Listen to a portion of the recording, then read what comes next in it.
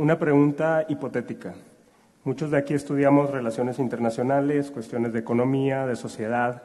Nos interesa mucho el tema de los migrantes. ¿Qué ocurriría o qué harías si ocurre una crisis migratoria, ya sea de mexicanos al norte o gente del sur a México? Pero, ¿qué estás planteando? ¿cuál sería la crisis? Descríbemela un poquito mejor. ¿Qué pasa? ¿Qué cosa? Que haya más mexicanos cruzando hacia el norte o que haya más sudamericanos, centroamericanos cruzando a México. Pues lo primero que hay que reconocer es que tenemos una deuda como país. O sea, nadie se va y deja a su familia atrás y cruza sin documentos a Estados Unidos por gusto.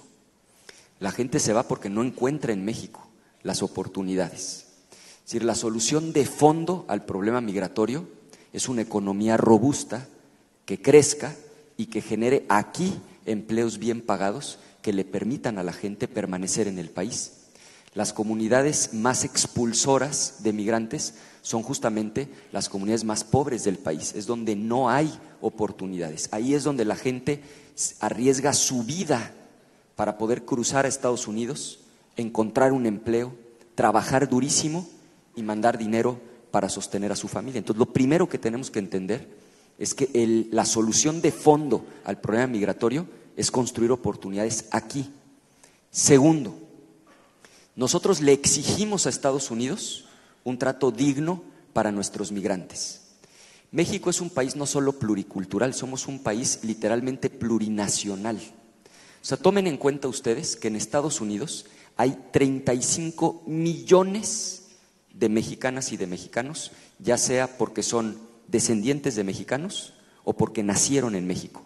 Hay más mexicanos en el sentido amplio de la palabra en Estados Unidos que canadienses en Canadá. Es decir, 35 millones es más que toda la población de Canadá.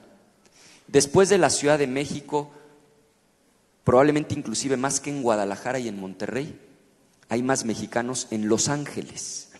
Entonces, el segundo punto es entender que ahí está un pedazo enorme de nuestra patria y que por lo tanto lo que les pasa a esos 35 millones nos debe importar a nosotros. Y por lo tanto la relación con Estados Unidos tiene que ser una relación de firmeza y de dignidad. Pero a mí me da muchísimo coraje recordar el momento en el que el gobierno federal decidió en plena campaña electoral recibir a Donald Trump cuando era candidato, porque Trump llevaba meses literalmente insultando, vejando a los mexicanos. Recuerden aquellos tweets y lo que decían los discursos, que los mexicanos eran violadores, asesinos, que llevaban la droga a Estados Unidos, que le robaban el empleo a los estadounidenses. Bueno, pues en esas condiciones el gobierno tuvo la brillante idea de recibirlo en Los Pinos con una alfombra roja. Le dieron trato literalmente de jefe de Estado y claro, creyeron que con eso pues se congraciaban con Trump, se hacía su amigo y si llegaba a presidente los iba a respetar mucho.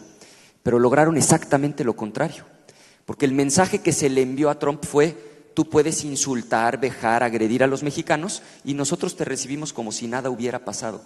Yo creo que hay una ley de vida. Si quieres que el de enfrente te respete, tienes que empezar por respetarte tú mismo. Y por eso creo que la relación con Estados Unidos tiene que cambiar. Tiene que ser una relación de respeto, pero de respeto mutuo, de ida y vuelta. Porque México necesita a Estados Unidos, claro, y mucho, pero Estados Unidos también necesita y mucho a nuestro país. Y por último,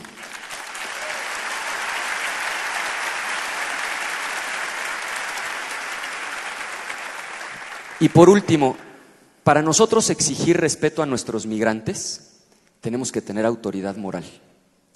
Y lo que nosotros no respetemos a los migrantes centroamericanos que entran a México, no lo vamos a poder exigir para los migrantes mexicanos que están en Estados Unidos. Entonces, si nosotros exigimos respeto a los derechos humanos de los mexicanos en Estados Unidos, tenemos que empezar por respetar los derechos humanos de los centroamericanos que entran a nuestro país.